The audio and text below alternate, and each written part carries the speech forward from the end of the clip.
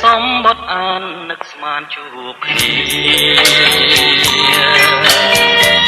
អូនហាប់ញៀវការសង្សារអូដម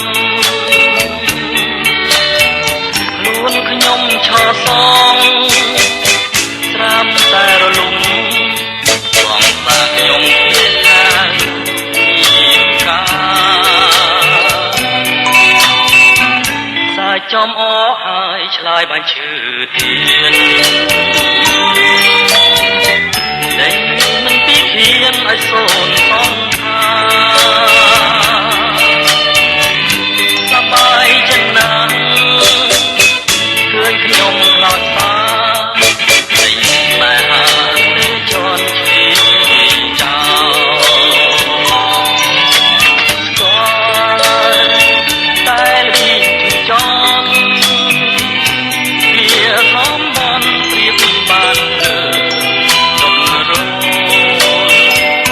តែលើគ្រូហើយជាមកហើយខ្ញុំតែតាមកណ្ដាល